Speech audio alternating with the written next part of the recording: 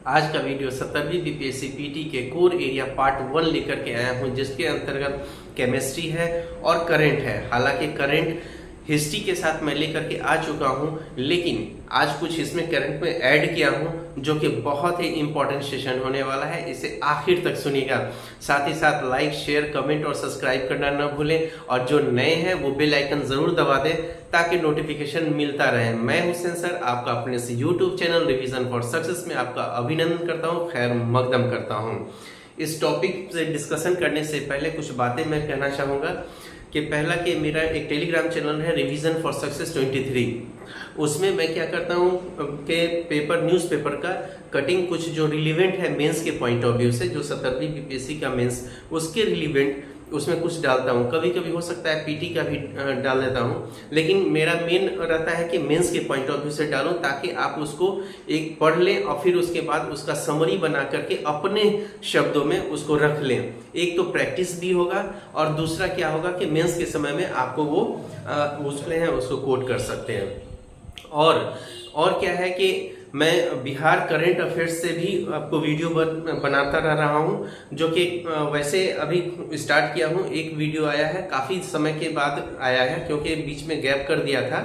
और फिर उसका भी क्या करता हूं कि जो मैं वीडियो बनाता हूं उसका एमसीक्यू मैं अपने टेलीग्राम चैनल पे उसको भी डाल देता हूं, ताकि आप जो यहाँ पर हमसे सुने हुए रहें और फिर उसके बाद उसका एमसीक्यू लगाएंगे तो वो आपको वो फ्रूटफुल होगा। और उसमें होता क्या है कि मैं कोशिश यही करता हूं कि यूपीएससी के लेवल का क्वेश्चन तैयार करूं। और देखिएगा मैं डाला हुआ हूं, आप लोग देख सकते हैं, उसमें जो क्वेश्चंस जो है यूपीएससी लेवल का वो सेंटेंस वाइज मैंने डाला है।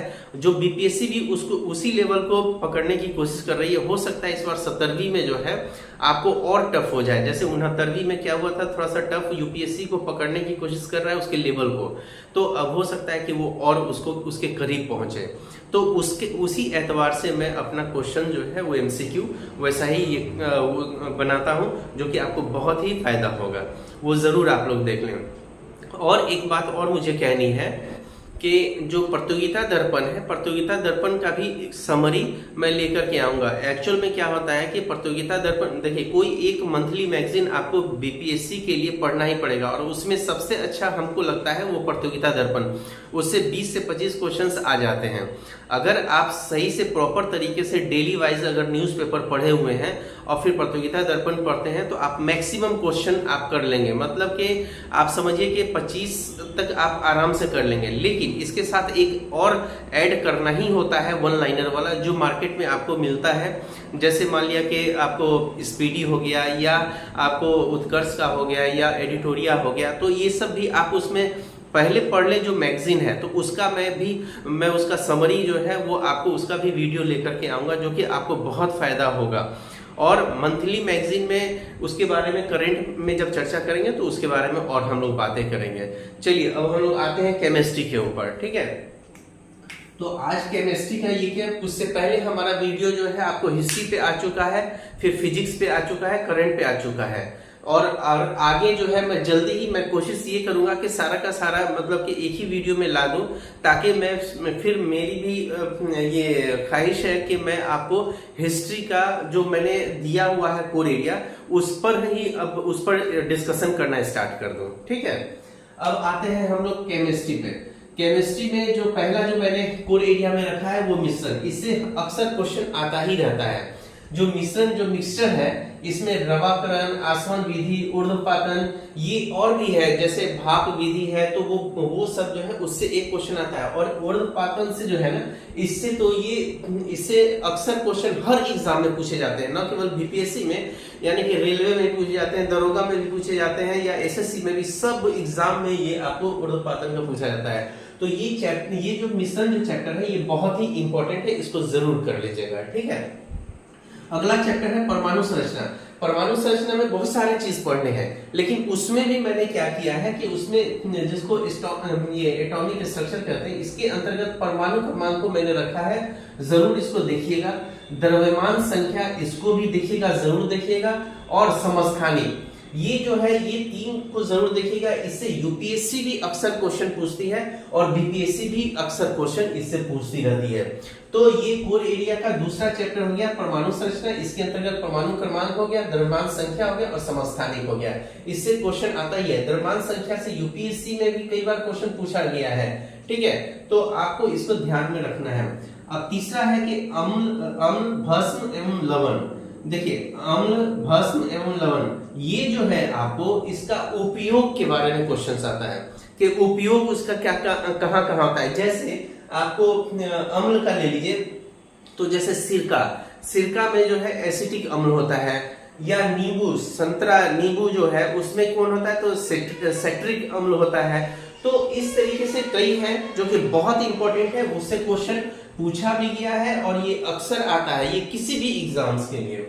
और इसके साथ ही साथ पीएच स्केल से जैसे आप जैसे रक्त का पीएच स्केल क्या होता है, मूत्र का पीएच स्केल क्या होता है, समुद्र के पानी का पीएच स्केल क्या होता है, तो ये सब जो है आपको क्वेश्चंस इससे अक्सर पूछते हैं। तो आप पीएच स्केल कर लीजिएगा। देखिए उसमें ढूंढने का आप कोई भी नोट्स पढ़े हो, चाहे या तो लूसेंट पढ़े हो या क्राउन पढ़े हो या कोई भी आप कहीं पे भी क्लास किए हुए हो, आप उसमें से कोर एरिया का मतलब है कि आपको वैसा एरिया जो इंपॉर्टेंट एरिया होता है और उसको अगर चूज करके आप पढ़ लेते हैं एग्जाम के, ये अंतिम समय चल रहा है, ठीक है, इसको मत समझिए कि ये कि आपके पास एनफ टाइम है, आप जो पढ़ना था वो पढ़ चुके हैं, अब कोर एरिया पे काम करना है। ये पार्ट 1 मैं बार बार बोलता हूं अपने वीडियो में, पार्ट 1, क्योंकि ये हो गया मोस्ट इंपॉर्टेंट वाला एरिया हो गया। और उसके बाद जो कोर एरिया पार्ट 2 जो लाऊंगा तो उसमें कुछ जो छूटा हुआ है, जैसे पिछली बार ही 69वीं में विलियन आया था,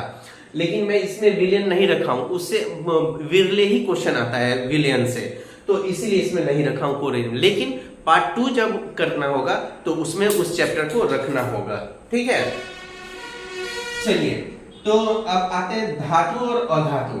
ये धातु और अधातु भी बहुत इंपॉर्टेंट है, इससे अक्सर क्वेश्चन पूछा जाता है और ये आप हर एग्जाम में पूछा जाता है, बिहार के हर एग्जाम में पूछा जाता है आपको धातु और अधातु से। और यूपीएससी का भी ये वाला पेटेंट एरिया है, वहां पर भी ये पूछा जाता है, तो इसको भी ध्यान रखिएगा।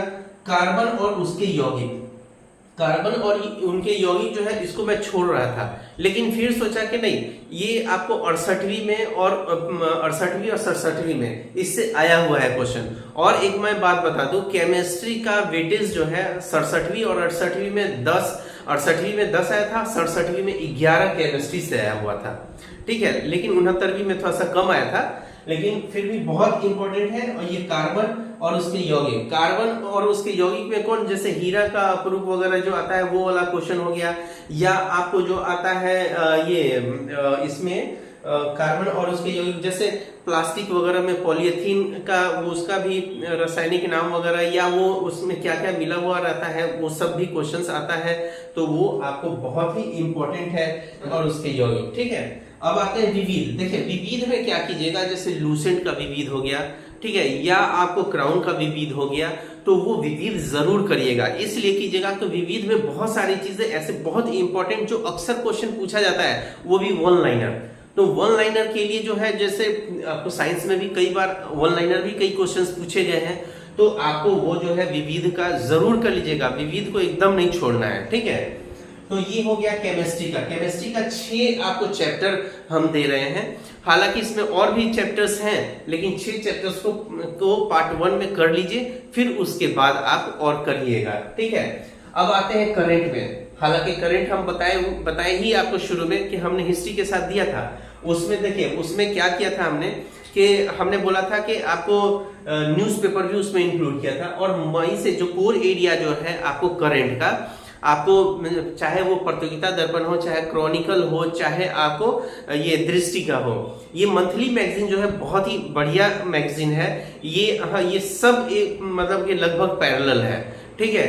तो मैं पीडी को वैसे प्रेफर करता हूं, और पीडी का ही मैं कोशिश करता हूं उसी का ही देने का, और बच्चों को बताने का, पढ़ाने का वही कोशिश करता हूं। तो ये मई से लेकर के अक्टूबर तक का जो मैंने ये कोर एरिया में रखा है। हालांकि आपको कोर एरिया के अंतर्गत उसके अलावा इंपॉर्टेंट जो बोला जाता है 1 साल का, यानी कि आप रख लीजिए कि जनवरी से या नवंबर से, नवंबर 2023, दिसंबर 2023, उसका भी मैं उसमें से भी छांट करके प्रतियोगिता दर्पण का, क्योंकि उस समय बहुत इंपॉर्टेंट काम हुआ था नवंबर वाले में, आपको सितंबर का न्यूज था आपको प्रतियोगिता दर्पण में, तो उसमें जो है जैसे संसद का स्थानांतरण हुआ था, तो संसद का जो स्थानांतरण हुआ था तो वो विशेष सत्र के माध्यम से हुआ था। तो उसमें वहां पर जब जैसे ही नया जो संसद बना उसमें कौन ये झंडा कौन फहराया, फिर उसके बाद उसमें बहुत सारी उसमें फैक्ट है जो कि बहुत इंपॉर्टेंट है, और वो प्रतियोगिता दर्पण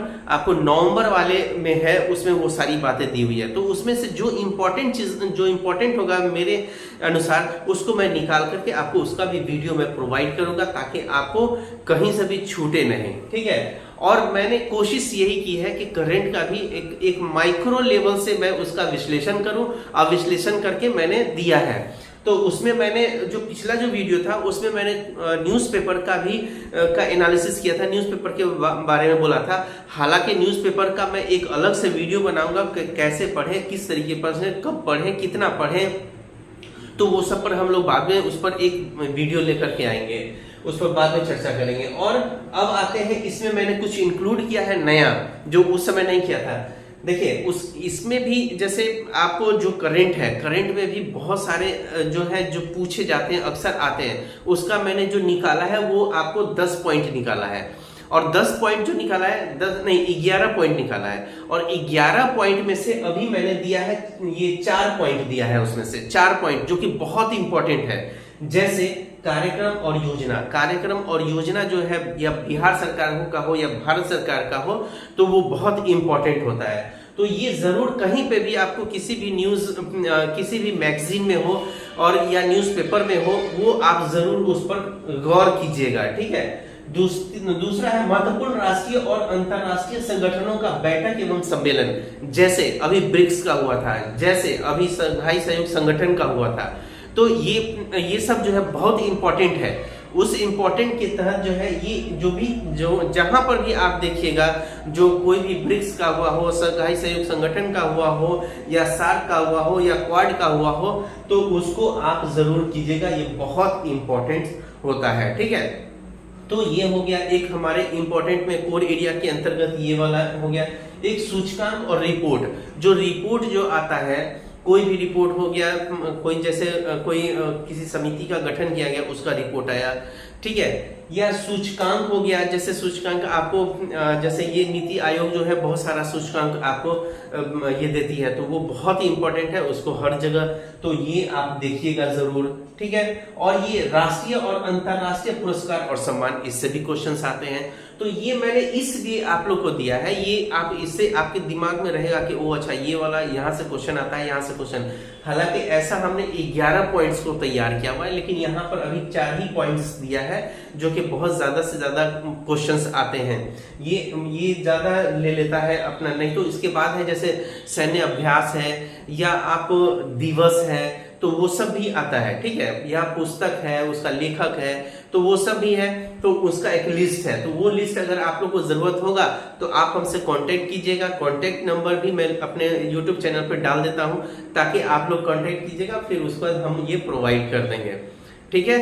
ये वीडियो अच्छा लगा होगा तो लाइक, शेयर, कमेंट और सब्सक्राइब करना ना भूलें, और जरूर मतलब शेयर जरूर कीजिए ताकि हमारा सब्सक्राइबर भी बढ़े और व्यूज भी बढ़े, ताकि मैं डिजिटल बोर्ड पर आप लोग को पढ़ा सकूं।